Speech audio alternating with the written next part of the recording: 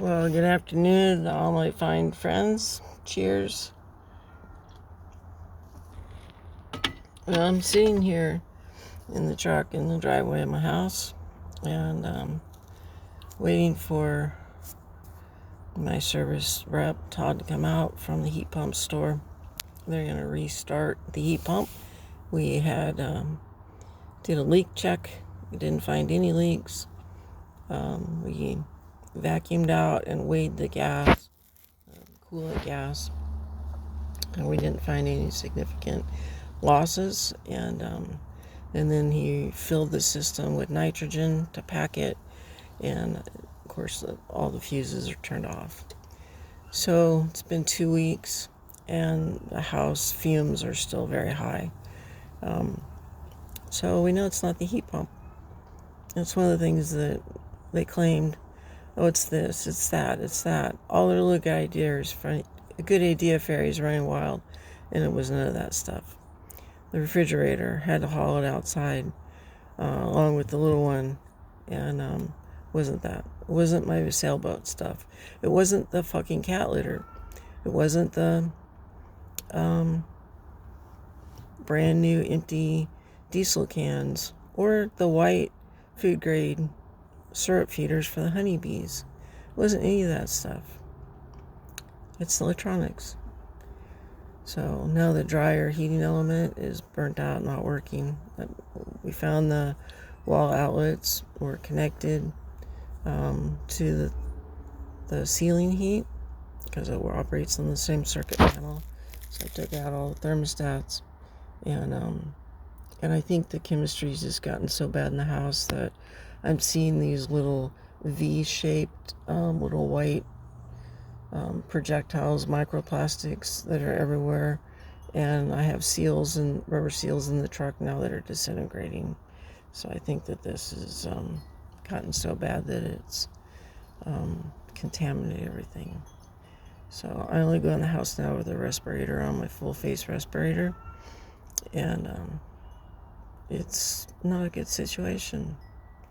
But there's still electrical work to do. I'm gonna go through some things and make sure that there's nothing on my end that's contributing to the problem, and then I'm gonna call a new electrician to come out. But today, while we're waiting for a heat pump store to come out, we're sitting in the truck, and I have a new little setup here. Because new setups and adaptation seems to be my job right now, and so I bought this hexagonal playpen here because number one, hexagon is all the fashion with the sailboat now because it's honeybee themed, and so I bought this because I was going to help rescue a little kitty I thought was feral kitty, and isn't, and George is trying to destroy this. Well, quit clawing it, dork. So yeah, so now I've got, the kitties were in one crate with their clothes on this morning because it was so cold, and then I split them up and they took their clothes off because they got hot, and then I said, screw it, I don't know when they're going to show up for the heat pump, so let's just put them in the truck, and later, oh, I'm going to love this. So the motel rooms are cranking out 800 to 900 units of CO2. It's exceptionally high. I had a little bar lock on the door all night last night, and the door opened, and we still get too hot. So I've unplugged that, and I'm gonna put the playpen on the other bed and put the kitties in it, and then we're just gonna be able to open the door open more to get better airflow, because now the motel room, this is my third motel room that's doing this.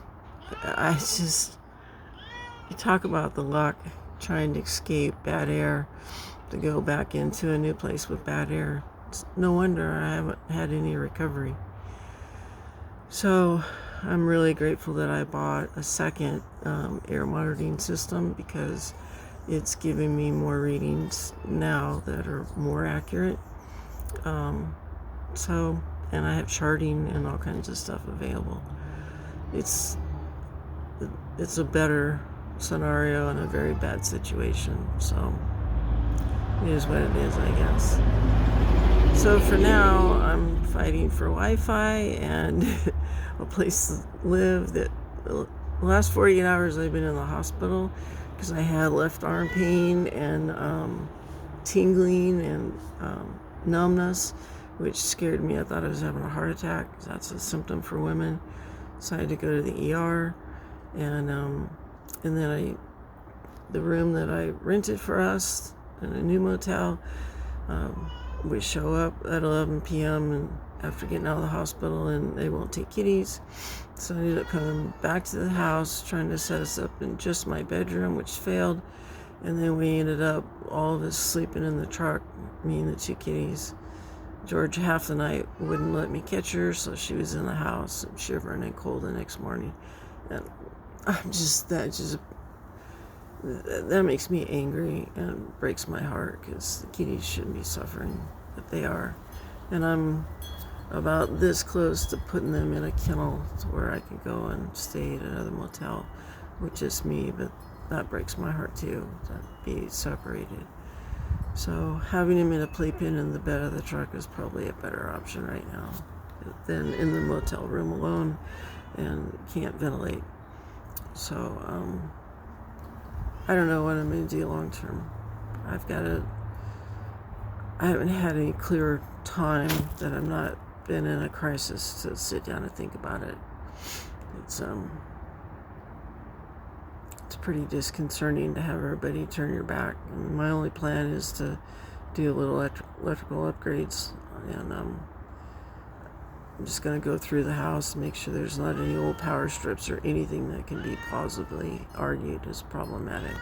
Move furniture from the walls. I'm going to get a rental storage unit and put all the boat stuff in high value things that I don't want in the house.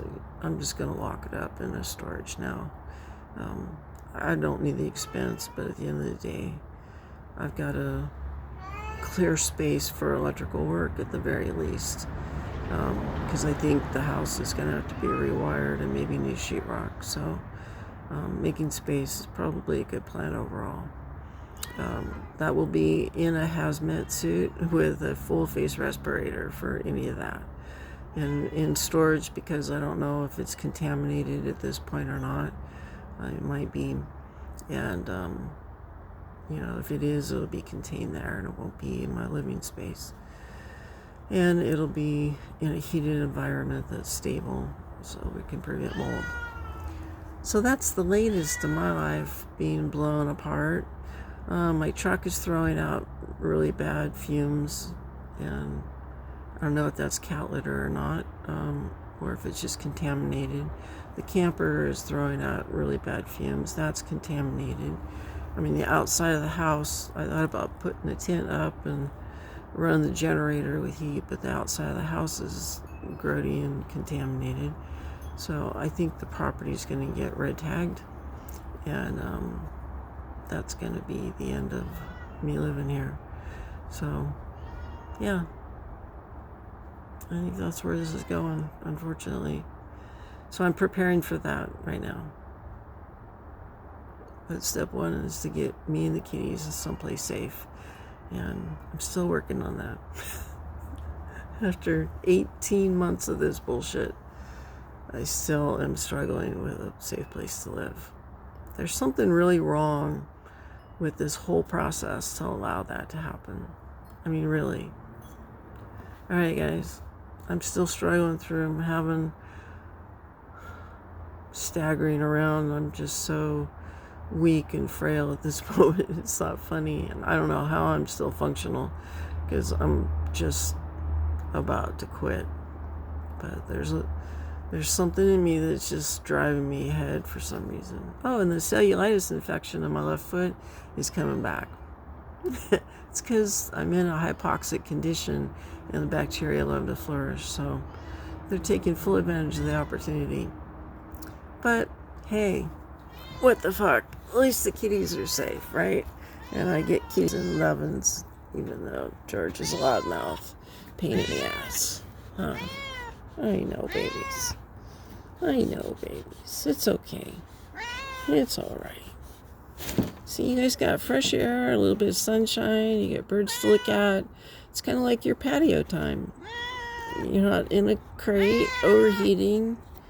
You could go potty, right? Yeah, we'll be okay.